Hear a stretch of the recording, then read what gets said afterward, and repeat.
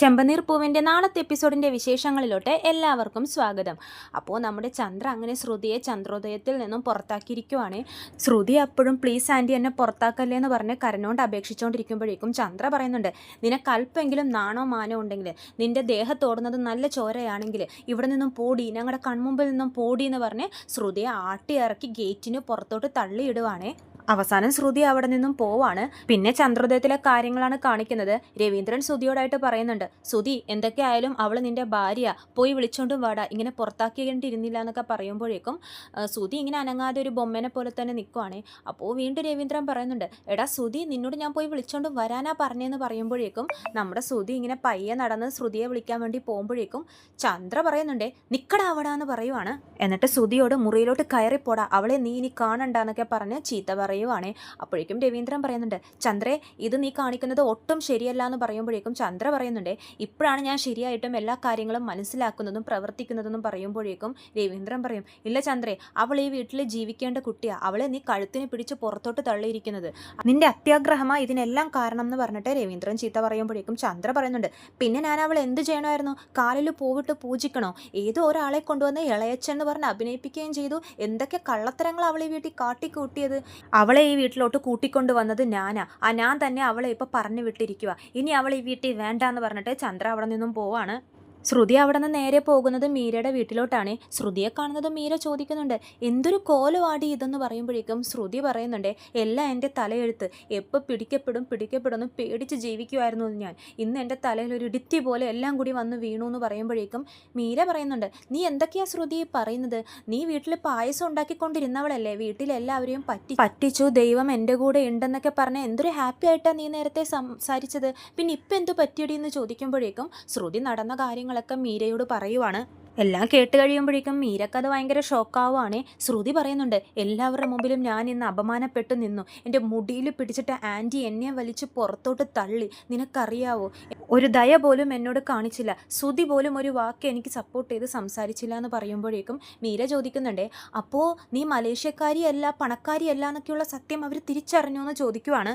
എല്ലാം അറിഞ്ഞു, ആ ബീരാനിക്ക എല്ലാം വന്ന് വീട്ടിൽ പറഞ്ഞു എന്ന് പറയുമ്പോഴേക്കും മീര പറയുന്നുണ്ട്, ബീരാനിക്കനെ കൊണ്ട് വേറെ എന്ത് ചെയ്യാൻ പറ്റും ശ്രുതി, സച്ചിയുടെ മുമ്പിലല്ലേ ചെന്ന് പെട്ടത്, പാവം കുറേ നാൾ, എത്ര നാളെന്ന് പറഞ്ഞ് ബീരാനിക്ക് ഇങ്ങനെ ഒളിച്ച് നടക്കും എന്നൊക്കെ മീര ചോദിക്കുന്നുണ്ട്.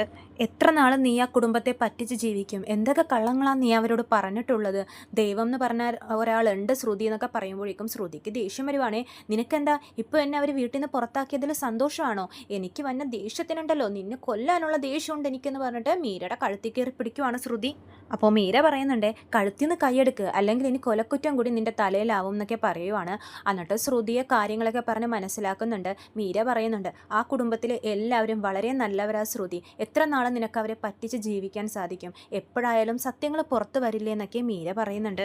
എപ്പോഴായാലും ഇതൊക്കെ പിടിക്കപ്പെടുന്ന കാര്യമാണെന്ന് നിനക്കും അറിയാമായിരുന്നില്ലേ ശ്രുതി എന്നൊക്കെ പറയുമ്പോഴേക്കും ശ്രുതി പറയുന്നുണ്ട്, അതെനിക്കറിയാമായിരുന്നു, പക്ഷേ സമയവും സന്ദർഭവും അനുസരിച്ച് ഞാൻ തന്നെ എല്ലാവരോടും അത് പറയുമായിരുന്നു, പക്ഷേ അതിനു മുമ്പ് എനിക്കും ശ്രുതിക്കും ഒന്ന് ലൈഫിൽ സെറ്റിൽ ആവണമായിരുന്നു, നല്ല രീതിയിലോട്ട് എത്തണമായിരുന്നു, എന്നിട്ട് ഈ സത്യം ഞാൻ എല്ലാവരോടും പറയാൻ നിൽക്കുമായിരുന്നു, പക്ഷേ ഇപ്പം എല്ലാം പോയി എന്നൊക്കെ പറഞ്ഞ് ശ്രുതി വിഷമിക്കുവാണ്. ശ്രുതി എന്തു പറഞ്ഞു എന്ന് ചോദിക്കുമ്പോഴേക്കും ശ്രുതി പറയുന്നുണ്ട്, ശ്രുതി എന്തു പറയാൻ, എന്നെ പുറത്താക്കുന്നത് നോക്കിക്കൊണ്ട് നിൽക്കുമായിരുന്നു എന്ന് പറയുമ്പോഴേക്കും മീര പറയുന്നുണ്ട്, ശ്രുതിയെ കൊണ്ട് വേറെ എന്ത് ചെയ്യാനാവും, ശ്രുതിയും കൂടി ചേർത്തല്ലേ നീ പറ്റിച്ചത്, അല്ല പോട്ടെ ഇത് മാത്രമാണോ അറിഞ്ഞത്, അതല്ല നീൻ്റെ കല്യാണം കഴിഞ്ഞതാണ്, ഒരു കുട്ടിയുള്ള കാര്യങ്ങളൊക്കെ അറിഞ്ഞു എന്ന് ചോദിക്കുമ്പോഴേക്കും ശ്രുതിക്ക് ഒന്നുകൂടെ ദേഷ്യം വരുന്നുണ്ട്. നിനക്കെന്താ എൻ്റെ ജീവിതം മൊത്തത്തിൽ ഇല്ലാണ്ടാക്കണോ മീര എന്നൊക്കെ പറഞ്ഞ് മീരയോട് ചൂടാവുകയാണ് ശ്രുതി. പണക്കാരിയല്ലെന്ന് അറിഞ്ഞപ്പോഴേക്കും നിൻ്റെ ആൻറ്റി നിൻ്റെ മുടിയിൽ പിടിച്ച് പുറന്തള്ളി, ഇനിയിപ്പോൾ നിന്നെ കല്യാണം കഴിഞ്ഞൊരു കുട്ടിയുള്ളതാണെന്നും കൂടി അറിഞ്ഞു കഴിഞ്ഞാൽ നിൻ്റെ തല കാണില്ലല്ലോ എന്നൊക്കെ പറയുമ്പോഴേക്കും ശ്രുതി ഇങ്ങനെ നോക്കുവാണ് മീരയെ. അപ്പോൾ മീര പറയുന്നുണ്ട്, ശരി ടെൻഷൻ ആവണ്ട, ഇനി എന്താ നിൻ്റെ പ്ലാൻ, എന്ത് ചെയ്യാനാണ് നിൻ്റെ ഉദ്ദേശം എന്ന് ചോദിക്കുമ്പോഴേക്കും ശ്രുതി ഇങ്ങനെ പറയുന്നുണ്ടേ, ഇപ്പോൾ എല്ലാവരും ഇത് അറിഞ്ഞ ദേഷ്യത്തിലാണ്, കുറച്ച് കഴിയട്ടെ എന്നിട്ട് വേണം എനിക്ക് എന്ത് ചെയ്യണം എന്ന് ആലോചിക്കാൻ എന്ന് പറയുമ്പോഴേക്കും മീര പറയുന്നുണ്ട്, ഇനി നിൻ്റെ അമ്മായിയമ്മ നിന്നെ അവിടെ കയറ്റുമെന്ന് എനിക്ക് തോന്നുന്നില്ല, കാരണം നിന്നെ തലയിൽ കയറ്റി വെച്ചാൽ നടന്നിരുന്നത്, പണക്കാരി മരുമോളെന്നൊക്കെ പറഞ്ഞ് എന്ത് അഹംഭാവമായിരുന്നു അവർക്ക്, ഇപ്പോൾ എല്ലാം ഒറ്റയടിക്കല്ലേ ഇല്ലാതായത്, അവരുടെ ആറ്റിറ്റ്യൂഡ് തന്നെ മാറിയിട്ടുണ്ടാവും എന്ന് പറയുമ്പോഴേക്കും ശ്രുതി പറയുന്നുണ്ട്, ആൻറ്റി ഇനി രേവതിയോട് പെരുമാറുന്നതിനേക്കാളും മോശമായിട്ടായിരിക്കും എന്നോട് പെരുമാറുന്നതെന്ന് പറയുവാണ്. പക്ഷെ അതിന് നിന്നെ വീട്ടിൽ കയറ്റണ്ടേന്ന് മീര ചോദിക്കുമ്പോഴേക്കും ശ്രുതി പറയുന്നുണ്ട്, എങ്ങനെ എന്നെ വീട്ടിൽ കയറ്റാതിരിക്കും, ഞാൻ ആ വീട്ടിലെ മരുമകളല്ലേ, ശ്രുതിയുടെ ഭാര്യയല്ലേ, ഞാൻ എന്തായാലും അങ്ങോട്ട് തന്നെ പോകും. പക്ഷേ അവരെന്നെ പുറത്താക്കുമെന്ന് ഞാൻ ഒട്ടും പ്രതീക്ഷിച്ചില്ല. ആ വീട്ടിലിട്ട് തന്നെ എന്നെ ചീത്ത പറഞ്ഞു ഇല്ലാതാക്കുമെന്നാണ് ഞാൻ കരുതിയിരുന്നത്.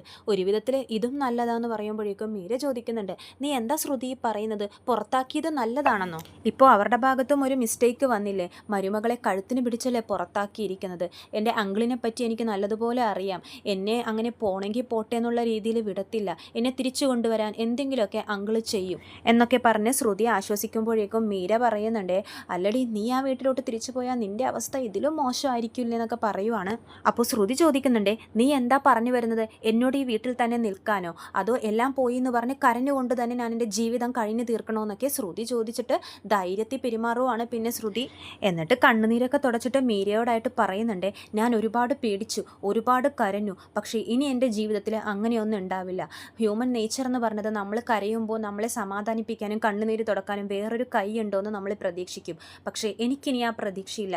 എൻ്റെ കണ്ണുനീര് തുടക്കാൻ എൻ്റെ കൈ തന്നെയുണ്ട്. അത് മാത്രമല്ല, ഇനി ഞാൻ കരയാനും പോണില്ല. ഇത് ഈ ശ്രുതി എടുത്ത തീരുമാനമാണ്. ഞാനായിട്ട് ഉണ്ടാക്കിയെടുത്ത ജീവിതമാണ് ഇത്. അതാർക്ക് വേണ്ടിയും ഞാൻ കൊടുക്കത്തില്ല, വിട്ടുകൊടുക്കത്തില്ല.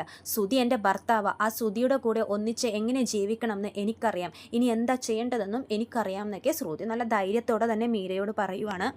എങ്ങനെയാണ് നിനക്ക് ഈ ഒരു അവസ്ഥയിലും ഇത്ര കോൺഫിഡൻ്റ് ആയിട്ട് സംസാരിക്കാൻ സാധിക്കുന്നതെന്ന് മീര ചോദിക്കുമ്പോഴേക്കും ശ്രുതി പറയുന്നുണ്ട്, ഞാൻ പറഞ്ഞില്ലേ, ആൻറ്റി എങ്ങനെ വേണമെങ്കിലും ആയിക്കോട്ടെ, പക്ഷേ അങ്കിള് കുടുംബത്തിലെല്ലാവരും ഒത്തൊരുമിച്ച് പോകണം എന്ന് ആഗ്രഹിക്കുന്ന ഒരാളാണ്. എന്നെ ആ വീട്ടിലോട്ട് തിരിച്ചു കൊണ്ടുവരാൻ അങ്കിൾ എന്തെങ്കിലുമൊക്കെ ചെയ്യും. ആ വീട്ടിലോട്ടൊന്ന് കയറി പറ്റിയാൽ മതി. പിന്നെ ശ്രുതിയെ എങ്ങനെ എൻ്റെ വഴിക്കാക്കണം എന്ന് എനിക്കറിയാം എന്നൊക്കെ ശ്രുതി പറയുവാണ്. പിന്നെ കാണിക്കുന്നത് ചന്ദ്രോദയമാണ്. സച്ചിൻ രേവതിയും കൂടിയുള്ള സംഭാഷണമാണ് കാണിക്കുന്നത്. രേവതി പറയുന്നുണ്ട്, വീട്ടിലെല്ലാം ഒരു സങ്കടം നിറഞ്ഞിരിക്കുക, ആർക്കും ഒരു ഉഷാറില്ല എന്ന് പറയുമ്പോഴേക്കും സച്ചി പറയുന്നുണ്ട്, എങ്ങനെയുണ്ടാകും, അങ്ങനത്തെ സംഭവങ്ങളല്ലേ ഇന്നിവിടെ നടന്നതെന്ന് പറയുമ്പോഴേക്കും രേവതി പറയുന്നുണ്ട്, എന്ത് ചെയ്യും സച്ചിയേട്ടാ ഇനി നമ്മളെന്ന് പറയുമ്പോഴേക്കും സച്ചി പറയുവേ, ഇതെല്ലാം ആ ശ്രുതി കാരണമാണ്. അപ്പോൾ രേവതി ചോദിക്കുന്നുണ്ട്, ശ്രുതിയോ?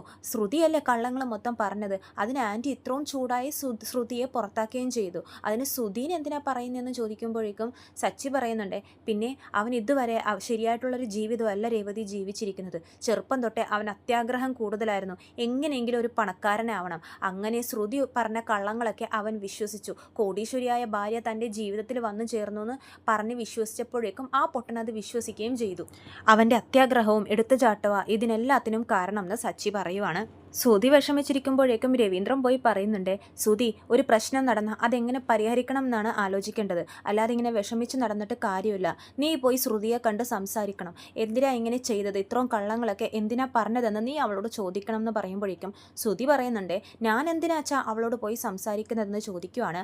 അപ്പോൾ സച്ചി പറയും, എടാ നീയല്ലേ അവളെ താലി കെട്ടി ഈ വീട്ടിലോട്ട് കൊണ്ടുവന്നത്, പിന്നെ നീ പോവാതെ വേറെ ആര് പോകാനാണെന്ന് ചോദിക്കുവാണ് സച്ചി. ഞാൻ എന്തിനാടാ പോകുന്നത്, ഞാൻ പോവില്ല എന്ന് നമ്മുടെ ശ്രുതി വീണ്ടും പറയുമ്പോഴേക്കും രവീന്ദ്രൻ പറയുന്നുണ്ട്, ശ്രുതി, കുടുംബത്തിലൊരു പ്രശ്നം നടന്നാൽ അത് എത്രയും പെട്ടെന്ന് തീർക്കാൻ നോക്കണം, ഇങ്ങനെ നീട്ടിക്കൊണ്ട് പോവരുത്, നീ പോയി സംസാരിക്കണം എന്ന് പറയുമ്പോഴേക്കും ശ്രുതി വീണ്ടും പറയുന്നുണ്ട്, ഇല്ല അച്ഛൻ, ഞാൻ സംസാരിക്കില്ല, ഞാൻ പോവേയില്ലെന്ന് പറയുവാണ്.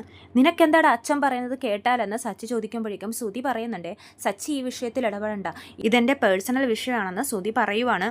അപ്പോൾ രേവതി പറയുന്നുണ്ട്, ഭാര്യയും ഭർത്താവിൻ്റെ ഇടയിലുള്ള പ്രശ്നമാണെങ്കിലും നമ്മളൊക്കെ ഒരു കുടുംബമല്ലേ, മറ്റുള്ളവർക്കൊരു സങ്കടം വന്നാൽ നമുക്കത് കണ്ട് നിൽക്കാൻ പറ്റുമോ എന്നൊക്കെ രേവതി ചോദിക്കുവാണ്. അപ്പോൾ സച്ചി പറയുന്നുണ്ട്, നീ ഞാൻ പറയുന്നതൊന്നും കേൾക്കണ്ട, നമ്മുടെ അച്ഛൻ പറയുന്നത് കേൾക്ക്, അച്ഛൻ എല്ലാവരുടെയും നല്ലതിന് വേണ്ടി മാത്രമേ എന്തും പറയാറുള്ളൂ എന്നൊക്കെ പറയുവാണ്. രവീന്ദ്രൻ അപ്പോൾ പറയുന്നുണ്ട്, നോക്കു ശ്രുതി, ഒരു തെറ്റ് അവളുടെ ഭാഗത്ത് നിന്ന് സംഭവിച്ചു, പക്ഷേ അവൾ എന്തിനാ അത് ചെയ്തതെന്നൊന്നും നമ്മൾ അവളോട് ചോദിച്ചില്ല. അവളുടെ ഭാഗം കൂടി നമ്മൾ കേൾക്കണമായിരുന്നു. അവളെ തല്ലി പുറത്താക്കി, വെറുതെ തല്ലിയല്ല, കഴുത്തിന് പിടിച്ച് തള്ളിയാ പുറത്താക്കിയിരിക്കുന്നത്. അത് ശരിയോ തെറ്റോ എന്നൊന്നും എനിക്കറിയാൻ പാടില്ല, പക്ഷേ അവൾ ഈ വീട്ടിൽ ജീവിക്കേണ്ട കുട്ടിയാണ്. അങ്ങനെ പുറത്ത് കഴുത്തിൽ പിടിച്ച് തള്ളിയതൊന്നും ശരിയായില്ല, നീ അവളെ വിളിച്ച് സംസാരിക്കണം എന്നൊക്കെ രവീന്ദ്രൻ പറയുവാണ്. അപ്പോൾ രേവതി സപ്പോർട്ട് ചെയ്ത് സംസാരിക്കുന്നുണ്ട്, അച്ഛൻ പറഞ്ഞത് ശരിയാ, ശ്രുതി എന്തൊക്കെ തെറ്റ് ചെയ്താലും അമ്മ അങ്ങനെ കഴുത്തിന് പിടിച്ചൊന്നും പുറത്താക്കിയത് ശരിയായില്ല എന്ന് പറയുവാണ്. അപ്പോൾ സച്ചി പറയുന്നുണ്ട്, അച്ഛനല്ലെങ്കിലും എപ്പോഴും നല്ലത് മാത്രമേ പറയത്തുള്ളൂ, അച്ഛന് 3 മരുമക്കളും ഒരേപോലെയാ, മക്കളെ പോലെയാ, പക്ഷെ അമ്മക്ക് അങ്ങനെ കാണാൻ സാധിച്ചിട്ടില്ല എന്ന് പറയുമ്പോഴേക്കും ശ്രുതിക്ക് ദേഷ്യം വരുവാണ്. ദേ, അമ്മയെപ്പറ്റി വെറുതെ ആവശ്യമില്ലാത്തത് പറയല്ലേ എന്ന് പറയുവാണ് ശ്രുതി. അമ്മ ചെയ്തത് ശരിയാ, അവൾ ഇത്രയും കള്ളത്തരവും ഫ്രോഡ് പണിയൊക്കെ കാണിച്ചിട്ട് പിന്നെ എന്ത് ചെയ്യണമെന്നാണ് നിങ്ങൾ പറയുന്നത്? നിങ്ങളല്ലേ അവളുടെ കള്ളത്തരമൊക്കെ പൊളിച്ചടുക്കിയത്. നിങ്ങൾ കാരണമാ ഈ പ്രശ്നങ്ങളൊക്കെ ഉണ്ടായതും. പിന്നെ എന്താ നിങ്ങൾക്കിപ്പോൾ പ്രശ്നം എന്ന് ചോദിക്കുവാണ് ശ്രുതി സച്ചിനോട്. എടാ ഞങ്ങൾ അയാളെ കൂട്ടിക്കൊണ്ട് വന്നു എന്ന് പറഞ്ഞത് ശരിയാ. പിന്നെ ഒരാൾ കുടുംബത്തിലുള്ള എല്ലാവരെയും ഒരുപോലെ പറ്റിക്കുന്നത് കണ്ടിരിക്കണോ? പക്ഷേ ഇപ്പോൾ പ്രശ്നം വേറൊരു റൂട്ടിലോട്ടാ പോയിരിക്കുന്നത്. അച്ഛൻ പറയുന്നത് നീ അനുസരിക്കാൻ നോക്ക് ശ്രുതി എന്ന് സച്ചി പറയുവാണ്. ആരെന്തൊക്കെ പറഞ്ഞാലും ശരി, അമ്മ പറയാതെ ഞാൻ ഇനി ശ്രുതിയെ ഈ വീട്ടിലോട്ട് കൂട്ടിക്കൊണ്ട് വരില്ല എന്ന് പറയുവാണ്. എന്നിട്ട് രവീന്ദ്രനോടായിട്ട് പറയുന്നുണ്ട്, അച്ഛൻ ഇനി ഈ വിഷയത്തിൽ ഇടപെടരുത്, ഇതെൻ്റെ പേഴ്സണൽ വിഷയമാണെന്ന് പറയുമ്പോഴേക്കും രവീന്ദ്രൻ വീണ്ടും പറയുന്നുണ്ട്, ശ്രുതി ഒന്ന് നീ ഞാൻ പറയുന്നത് കേക്ക് എന്ന് പറയുവാണ്. പക്ഷേ ശ്രുതി ഒന്നും കേൾക്കാൻ കൂട്ടാക്കൊന്നുമില്ല. ശ്രുതിയെ കൂട്ടിക്കൊണ്ട് വരില്ല എന്നുള്ള ഒറ്റ ഉറപ്പിലാണ് ശ്രുതിയും.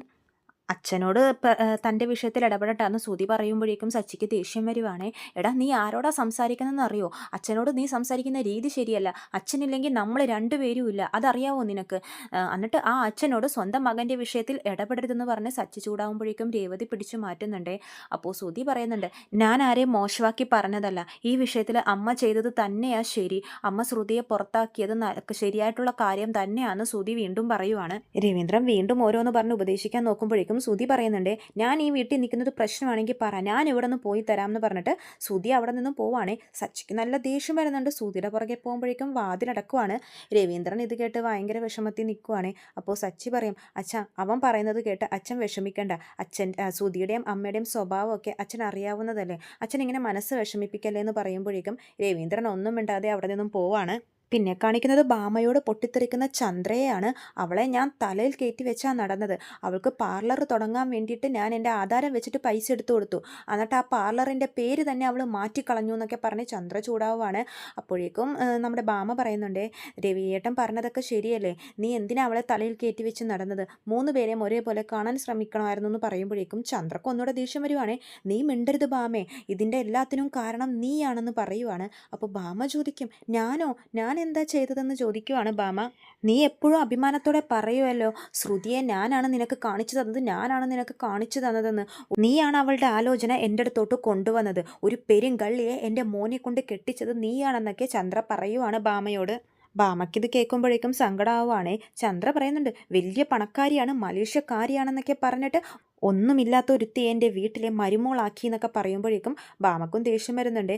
ഭാമ പറയുന്നുണ്ട്, ചന്ദ്രേ എനിക്ക് ഒരുപാട് പേരെ പരിചയമുണ്ട്, അവരെയൊക്കെ ഞാൻ നിനക്കും പരിചയപ്പെടുത്തിയിട്ടുണ്ട്. അവരൊക്കെ മോശക്കാരാണോ? ശ്രുതിയെ ഞാൻ നിനക്ക് പരിചയപ്പെടുത്തിയപ്പോൾ അവൾ മലേഷ്യക്കാരിയാണെന്നോ പണക്കാരിയാണെന്നോ ഒന്നും ഞാൻ പറഞ്ഞിട്ടില്ല. എനിക്ക് മസാജ് ചെയ്യാൻ വരുന്ന പെണ്ണെന്ന് പറഞ്ഞിട്ടാണ് ഞാൻ പരിചയപ്പെടുത്തിയത്. പിന്നെയെല്ലാം നിങ്ങൾ തമ്മിലായിരുന്നില്ലേ?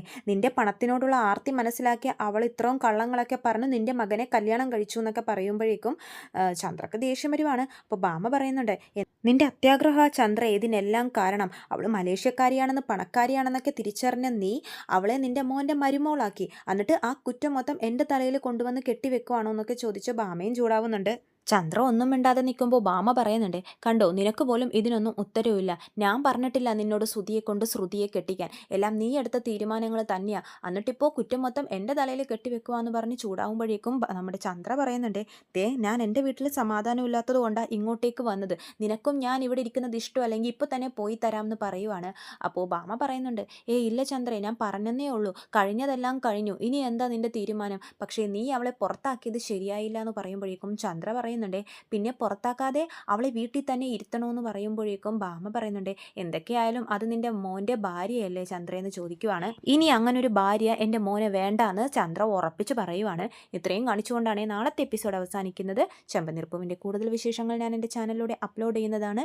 ചാനൽ സബ്സ്ക്രൈബ് ചെയ്യാത്തവർ സബ്സ്ക്രൈബ് ചെയ്യണം. വീഡിയോ ഇഷ്ടമായെങ്കിൽ ലൈക്ക് ചെയ്യാനും മറക്കരുത്. എല്ലാവർക്കും നന്ദി.